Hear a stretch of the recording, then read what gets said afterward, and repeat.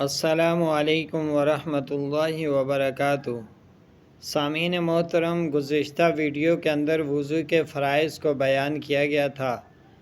آج بھی وضو کے بارے میں کچھ مسائل آپ کے سامنے رکھوں گا۔ انگریز اپنی کتاب میں لکھتا ہے کہ میں نے جب مسلمانوں کا وضو کا طریقہ دیکھا اور اس میں جو وہ گردنوں کا مسح کرتے ہیں تو میں نے ان سے یہ سوال کیا تو وہ کہنے لگے یہ ہمارے پیغمبر صلی اللہ علیہ وسلم کی سنت ہے، ہم اس لیے کرتے ہیں۔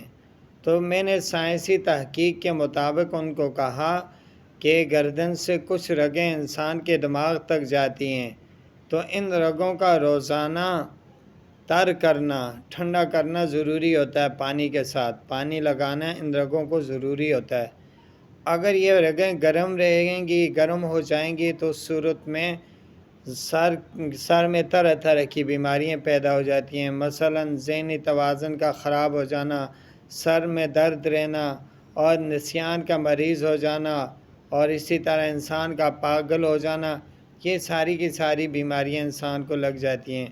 تو جب گردن کا مسح ہوتا ہے تو رگیں ٹھنڈی ہو جاتی ہیں، جس کی وجہ سے یہ ساری کی ساری بیماریوں سے انسان محفوظ رہتا ہے۔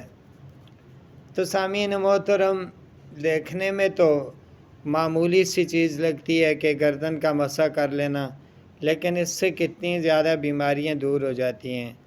دوسرا، اس سے بات یہ سمجھ آئی کہ بعض علماء کہتے ہیں کہ گردن کا مسح کرنا بدعت ہے، حالانکہ فتاوی دارالعلوم دیوبند میں لکھا ہوا ہے کہ گردن کا مسح کرنا یہ مستحب ہے، بدعت اس کو کہنا یہ غلط ہے۔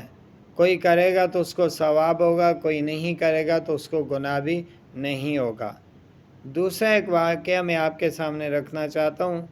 صحابہ اکرام رضی اللہ تعالی عنہم اجمعین ایک قافلے پر چلے گئے، تو چونکہ دشمنوں کے درمیان مد مقابل ہوئے تو مسلمانوں نے دیکھا کہ کچھ ہمارے صفوں میں لچک آ رہی ہے، شکست کا کچھ بو نظر آ رہی ہے۔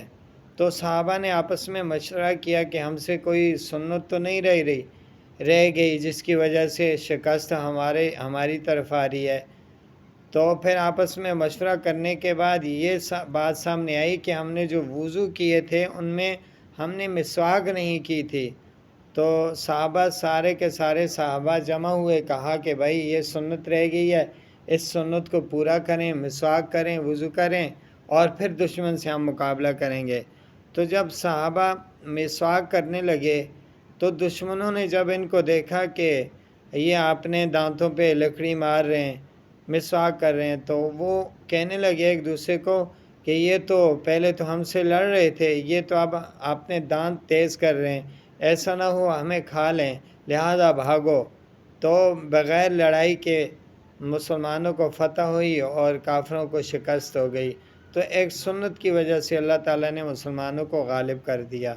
تو وضو کے بارے میں مزید مسائل جاننے کے لیے ہماری ویڈیو لائک کریں، شیئر کریں اور سبسکرائب کریں۔ شکریہ، والسلام۔